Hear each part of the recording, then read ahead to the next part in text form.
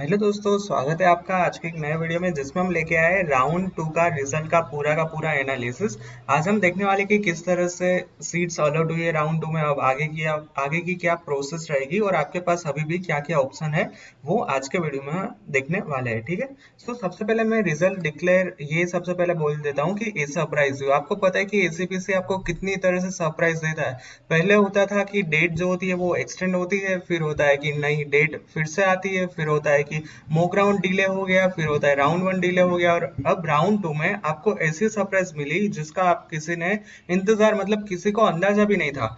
पूरा का पूरा लगभग 10 से 12 घंटे पहले एसीपीसी ने अपना राउंड टू का रिजल्ट डिक्लेयर कर दिया। ठीक है, so before one day round to का रिजल्ट आ गया, तो आई होप कि everyone will get their favourite colleges. But अभी भी आपके पास चांस है, अगर आपको अपनी फेवरेट कॉलेज में एडमिशन नहीं मिला है तो फिर अभी भी आपके पास 2-3 चांस है कि आप अपनी फेवरेट कॉलेज में एडमिशन ले पाए। तो आज के वीडियो हम यही देखने वाले हैं कि आप किस तरह से अपनी फेवरेट कॉलेज में अभी भी एडमिशन ले सकते हैं। ठीक है, सो सबसे पहली बात कि अब देखिए यहाँ पे इतना तो है ना, इतना तो मैं कट ही कर देता हूँ, मतलब इतना पार्ट अलग है, हमें सिर्फ इतना ही कंसिडर करना है नीचे वाला, क्योंकि ऊपर वाला अब सब कुछ टाइमलाइन चली गई है।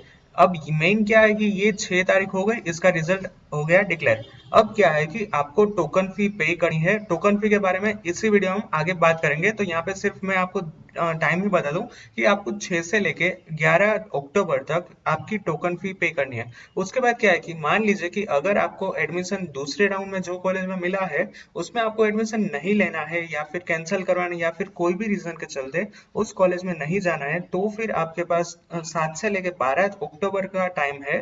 तो इन टाइम में आप अपना एडमिशन कैंसिल करवा सकते हो। और उसके बाद सबसे इम्पोर्टेंट यही है कि उसके बाद ये जो डॉक्यूमेंट आएगा ना, इसमें अभी दिखा रहा है कि 13 अक्टूबर को आएगा, बट यहाँ पे मैंने क्या बताया कि ACPC will always surprise you. तो ये मुझे लगता है कि 13 अक्टूबर से पहले ये जो लास्ट वाला है वो 13 अक्टूबर से पहले आ जाएगा। तो सबसे इम्पोर्टेंट यही रहेगा कि ये जो लिस्ट बाहर आएगी कि आफ्टर राउंड टू अभी भी कितनी सीट्स बची है, ये आपके लिए इम्पोर्टेंट है। और ये डॉक्यूमेंट से ही आपको पता चलेगा कि आपको अपनी फेवरेट कॉलेज में एडमिशन मिलने के अभी कितने परसेंट चांस है। सो आई होप कि ये 13 से पहले ही डिक्लेयर हो जाएगा, बट कब डिक्लेयर होगा उसका अभी कोई पता नहीं। वो अभी आज भी हो सकता है, कल भी हो सकता है, या फिर 13 को भी हो सकता है, बट जैसे ही होगा I will upload that video on the separate topic. ठीक है, next thing is how seat allotted in round to.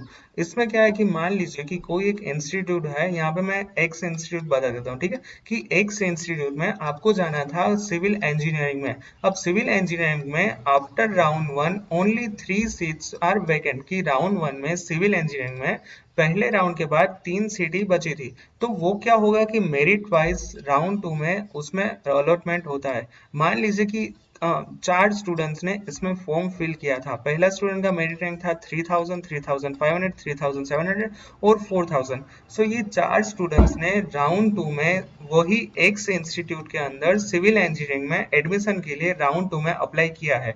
अब क्या होगा कि मेरिट वाइज रिजल्ट होगा, मेरिट वाइज सीट अलॉटमेंट होगी। तो 3 सीट बची थी, तो ये सबसे ऊपर जिसका कट ऑफ है उनको ये तीनों की तीनों सीट अलॉट हो जाएगी। तो यहाँ पे जो 4000 वाला स्टूडेंट होगा उसको राउंड टू में एडमिशन नहीं अलॉट हुआ होगा। सो अब मान लीजिए कि यहाँ पे अपना केस रख दीजिए कि आपको फर्स्ट सेकंड थर्ड कौन सी कॉलेज में एडमिशन मिला है, आप इस तरह से डिसाइड कर सकते हो। अब मान लीजिए कि आपने 3 चॉइस फिल की थी राउंड टू के अंदर, अब पहले इंस्टीट्यूट में आपका एडमिशन नहीं हुआ, तो इसमें क्या होगा कि ये आपका केस हो जाएगा। यहाँ पे सिर्फ अंदाजा लगा दीजिए कि आपके जो ऊपर के स्टूडेंट थे मेरिट रैंक वाले उसको अलॉट हो गया वो सीट, तो फिर आपको क्या होगा, पहली चॉइस में आपको एडमिशन नहीं मिला, बट आपका रिजल्ट में आया 2। तो मान लीजिए कि यहाँ पे 3 का किस तरह का केस है कि उनको एडमिशन अलॉट हो गया। तो यहाँ पे इसी केस में आपका भी ऐसा हो सकता है कि जितनी भी सीट्स खाली थी उसमें ऊपर जिसके कट ऑफ थे उसको एडमिशन अलॉट हो गया, और तीसरे नंबर की चॉइस को तो हमें कंसीडर ही नहीं करना है। सो इस तरह से राउंड टू में सीट अलॉटमेंट होती है, जिसका कट ऑफ सबसे ऊपर है उसको सबसे पहले सीट मिलती है। अब मान लीजिए कि यहाँ पे कोई स्टूडेंट था कि जिसका मेरिट रैंक था 3701, तो भी यहाँ पे उसको एडमिशन नहीं नहीं मिलेगा क्योंकि कोई सीट ही नहीं बची थी। सीट्स कितनी बची थी? ओनली 3, और उसमें 3000 वाला स्टूडेंट्स ले गया, 3500 वाला ले गया और 3700 वाला।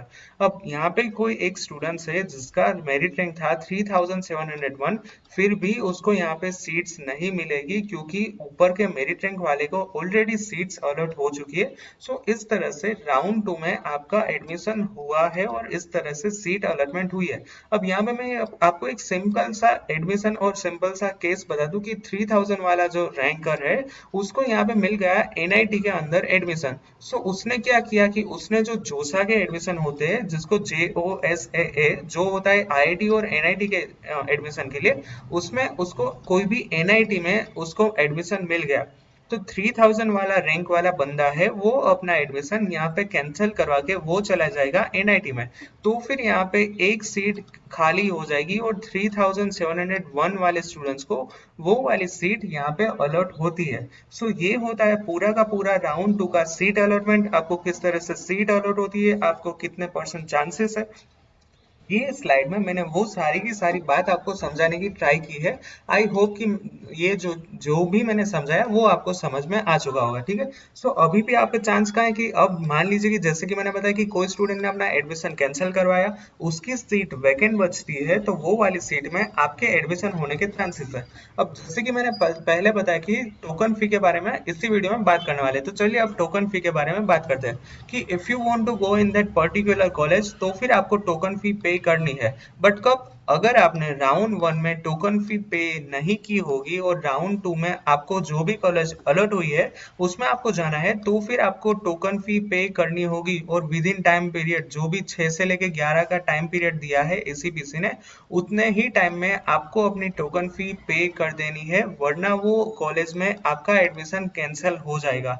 बट ये कब है कि मान लीजिए कि आपको राउंड 2 में एडमिशन मिला था, आपने वो एडमिशन कैंसिल करवा लिया था और राउंड 1 के अंदर आपने टोकन फी पे नहीं की होगी तो फिर आपको राउंड 2 के लिए जो भी कॉलेज अलॉट हुई है उसमें आपको टोकन फी पे करनी होगी, अदरवाइज वो वाला एडमिशन कैंसिल हो जाएगा। और आपने अगर राउंड 1 में ही अपनी एडमिशन फी पे कर दी होगी तो फिर आपको राउंड 2 में टोकन फी पे करने की जरूरत नहीं है।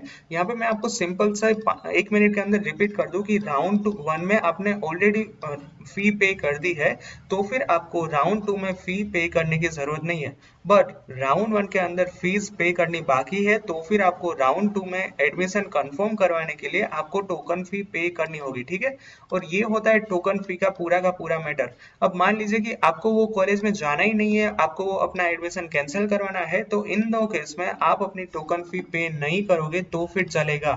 बट कब? ये लास्ट के 3 पॉइंट साथ में ही है कि आपको जो भी कॉलेज अलॉट हुई है उसमें आपको नहीं जाना है, आपको अपना एडमिशन कैंसिल करवाना है तो फिर आपको टोकन फी पे करने की जरूरत नहीं है। तो ये पूरी की पूरी स्लाइड टोकन फी के ऊपर थी। ठीक है, अब आगे क्या करना है, अपकमिंग स्टेप्स क्या है, उसमें ऐसा है कि अगर अभी भी आपको कॉलेज में still want to change college, अभी भी आपको अपनी कॉलेज चेंज कराना चाहते हो, आपकी फेवरेट कॉलेज अलॉट नहीं हुई है और अभी भी आपको चांस लेना है कि आपको अपनी फेवरेट कॉलेज में एडमिशन मिलेगा कि नहीं, तो फिर आपको अभी तो थोड़े टाइम के लिए इंतजार करना पड़ेगा क्योंकि मैंने ऑलरेडी बताया कि जोसा के एडमिशन स्टार्ट होने वाले हैं। उसके बाद आईआईटी और एनआईटी वाले स्टूडेंट्स अपनी एडमिशन कैंसिल करवाएंगे और उसके बाद जो भी पर्टिकुलर कॉलेज होगी उसमें वो सारी की सारी सीट्स वेकेंट हो जाएगी और उसके बाद आपको अपनी फेवरेट कॉलेज और जो भी दूसरी कॉलेज में जाना है उसमें आपको एडमिशन मिलने के चांसेस है। तो ये आगे के स्टेप्स है, मेन यही है कि अभी आपको फिलहाल के लिए थोड़े टाइम का इंतजार करना होगा। ठीक है, और wait for ACPC upcoming step. अभी एसीपीसी ने कुछ भी डिक्लेयर नहीं किया है कि आगे क्या होगा, कितनी सीट्स बची है, आगे की तारीख कौन सी होगी, कौन सा आगे का राउंड होगा एडमिशन के लिए, ऐसा कुछ भी अभी तक एसीपीसी ने डिक्लेयर नहीं किया है। जैसे ही एसीपीसी कुछ भी डिक्लेयर करेगा मैं उसके ऊपर जरूर से वीडियो बना दूंगा, अदरवाइज मैं अपने कम्युनिटी जो टैब है उसमें मैं उसकी लिंक आपको जरूर से दे दूंगा। अब एसीपीसी का आगे का स्टेप क्या होने वाला है उसके लिए अभी तो हमें कंफर्मेशन नहीं मिला है, बट हर साल ये सारे का सारा एसीपीसी का आफ्टर राउंड 2 स्टेप होता है। सबसे पहले होता है ऑफलाइन एडमिशन।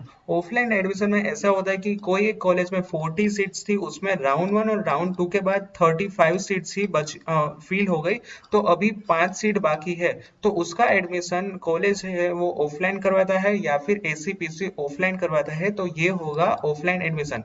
दूसरा एडमिशन का है कॉलेज थ्रू एडमिशन। अब यहाँ पे कॉलेज के पास भी ये पांचों की पांचों सीट्स आ जाती है, तो कॉलेज भी डायरेक्टली उस सीट पे अपना एडमिशन करवाता है, ठीक है। तीसरा आता है मैनेजमेंट कोटा एडमिशन। जैसे इसके पहले मैंने ऑलरेडी बताया है कि काफी सारे कॉलेज में मैनेजमेंट कोटा भी होता है, तो आप मैनेजमेंट कोटा से भी अपना एडमिशन करवा सकते हो। और एनआरआई कोटा, एनआरआई कोटा में ज्यादातर सीट्स वैकेंट रहती है, तो फिर क्या करता है कि काफी सारे इंस्टीट्यूट अपने स्टूडेंट्स को एनआरआई कोटा में भी एडमिशन दे सकता है। तो यहाँ पे मेरा सिर्फ यही आपको है कि आप अभी थोड़े टाइम वेट कीजिए, कॉलेज में जाके इंक्वायरी कीजिए कि मुझे एनआरआई कोटा मैनेजमेंट कोटा में एडमिशन लेना है तो किस तरह से एडमिशन ले। और यहाँ पे थोड़ा टाइम वेट में आप एसीपीसी का भी ऑफिशियल डिक्लेरेशन का भी वेट करना है अभी आपको, ठीक है। अगर आपको मेरे लायक कुछ भी क्वेरी हो तो मैंने मेरे सारे सोशल मीडिया प्लगइन नीचे डिस्क्रिप्शन में दे दिए हैं। आप मुझे इंस्टाग्राम में भी अपने सवाल पूछ सकते हो, इंस्टाग्राम में भी डीएम कर सकते हो। And as always, like my video. If you have any doubt, then ask me in the comment section or personally ask me. Do share this video with your friend, and if you're new to my channel, then subscribe my channel and press the bell icon for the latest notification. Thank you very much.